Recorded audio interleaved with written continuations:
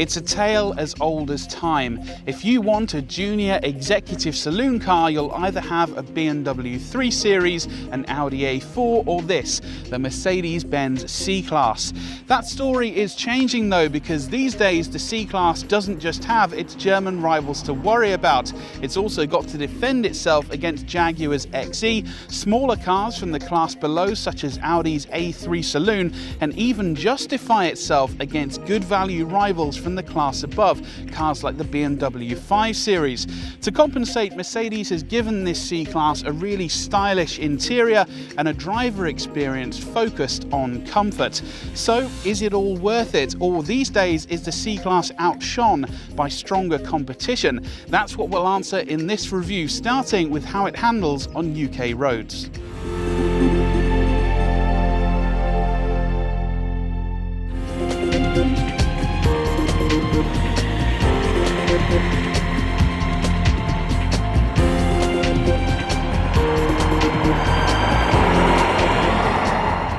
There's a staggering amount of choice when it comes to engines in this C-Class saloon. It all kicks off with the C200 petrol, then there's a trio of diesels badged as a C200, C220 and C250 Bluetex, and even petrol electric and diesel electric hybrids. And then, if that isn't enough, you've also got a sporty C43 version and even range-topping C63 and C63S performance saloons too. Here we're driving the C250 Bluetech diesel, which has more power than our recommended C220. It certainly feels more punchy, but unfortunately it's no more refined, and that means there's plenty of noise and vibration coming into the interior. Overall, the C220 is a better bet because it has enough power to keep you moving swiftly, but is also fairly kind on running costs. The C-Class isn't as inspiring to drive as its rivals from BMW, Audi or Jaguar. This steering has an inconsistent weighting and there's quite a lot of body roll through corners. Plus, none of the standard suspension setups delivers a particularly comfortable ride. Things do improve if you opt for the Airmatic air suspension though. Even then, the C-Class still crashes over potholes.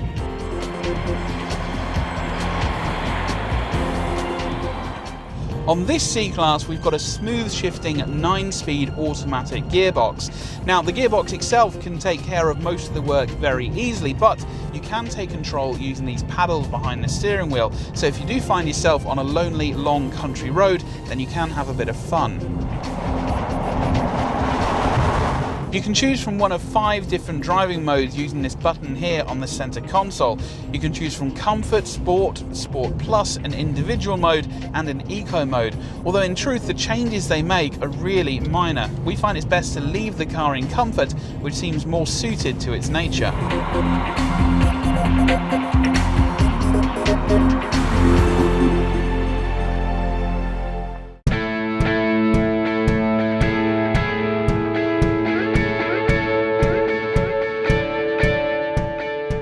This interior is certainly very nice, and even taller drivers should have no trouble getting comfortable thanks to this driver's seat, which adjusts electrically, and in this case the driver's controls are all here on the door, so there's no reaching down to the side of the seat unless you want to find the lumbar support. There's also this steering wheel, which again adjusts electrically on this car for height as well as for reach. There's a good view out the front of the C-Class, but looking out of the rear is hampered by those thick rear pillars and that relatively small rear window. Fortunately, every C-Class comes with a reversing camera as standard, and if you go for a sport model, then you also get front and rear parking sensors. You can also opt for a self-parking system which can do the job for you. Now, what's really nice about this interior is the way it looks, and it certainly looks better than the more conservatively styled options you'll find in the Audi A4 or BMW 3 Series. Go for a range-topping AMG line model and you also get this imitation leather here on top of the dashboard, another nice touch. But as you start to prod and feel your way around the C-Class's cabin, you start to realise that it's not as well put together as its German rivals.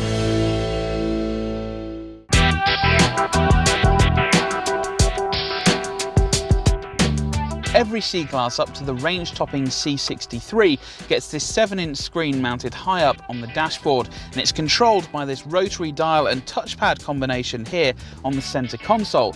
Now if you go for a Sport or AMG line version, then as standard you get a relatively crude Garmin sat-nav, but we recommend upgrading to Mercedes' own command system, which gets you a much greater, clearer display.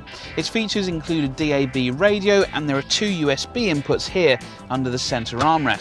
So let's see how easy it is to use, starting with how to pair my mobile phone via Bluetooth.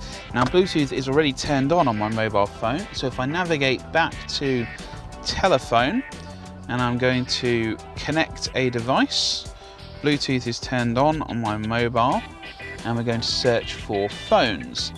So there we go, the search has begun. Let's see how long it takes and how many other phones are in this area. There we go, it has found my phone, so let's see how long it takes to connect.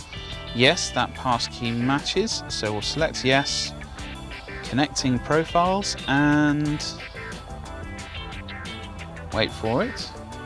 There we go, we're connected, and that means I can use many of the features of my phone without taking my eyes off the road. That's obviously very important. So now I can put my phone away and we'll see how easy it is to set a destination in the sat-nav. So I'm going to use this rotary dial to navigate to the Navi menu, and then we're going to select a destination. There's destination, and I'm going to enter an address. So I'm going to select town, and as ever going to aim for our offices in Twickenham. Now I'm going to use this touchpad system, and this is much like the Audi A4 or 3 series. It can recognise your handwriting, so if I start writing the word Twickenham, we'll see how long it takes it. Oh, we've got a please wait already, so TWIC, there we go, it's found Twickenham straight away. I'm going to select OK and continue. We'll do the same for the centre. As you can hear, the route is being calculated, and there we go, very quickly, very simple to use, and once this maps up, it's actually a very clear display. And once you've got this in front of you, you can even have navigation instructions related to this driver's display right in the middle of these dials, so that means you don't even have to take your eyes off the road to look at them.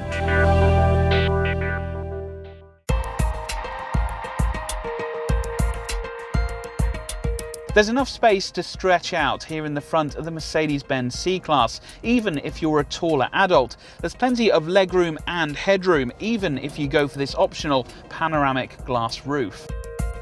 There's a good amount of storage space on offer too, with wide door pockets, a decent cubby beneath this centre armrest, and a covered area at the base of the dashboard. Plus, as usual, there's a glove box too. Move to the rear seats of the C-Class and things do get a bit more cramped, and if you're anything like me, sitting 3 adults back here, we will be quite limited on space.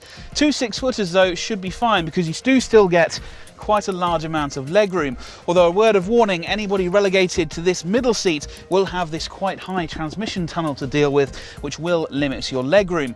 You do get some fairly nifty storage solutions though, because each passenger gets their own pocket here in the door, and also a small holder in the back of the seat in front of you.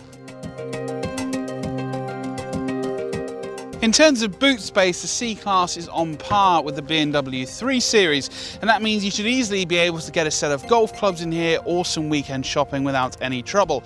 If you do need to extend this space further though, then you can get folding down seats. So that means if you pull on these handles, you can then move the seats down. So you just fold these seats down nice and easy, and then you've got a large, relatively flat space, which should be big enough for anything that you're thinking of moving.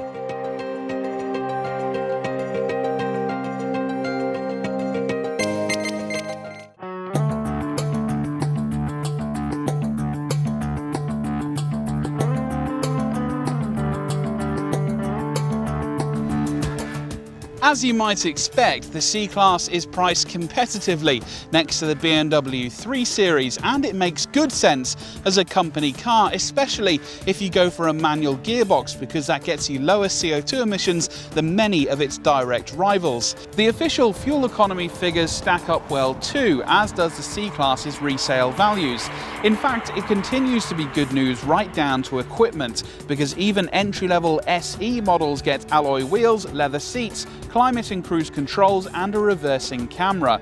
For our money though, we'd upgrade to Sport trim, which brings extras including sat-nav, full LED headlights, heated front sport seats, and all-round parking sensors. You can pay more for AMG line trim, but the mainly cosmetic changes it brings doesn't justify its higher price tag.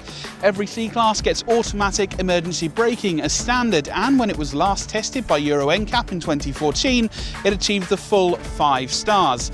There is plenty to like about the Mercedes-Benz C-Class. Its interior looks very stylish, and its low CO2 emissions and generous standard equipment only sweeten the deal. Ultimately, we still prefer the more well-rounded A4 in this market, but the C-Class is a very credible alternative. Now, for plenty more on the Mercedes-Benz C-Class, including our full online review, head to whatcar.com and never miss another video by clicking subscribe. And remember, if you're in the market for a Mercedes C-Class, we can help save you money on your next car. Just head to whatcar.com and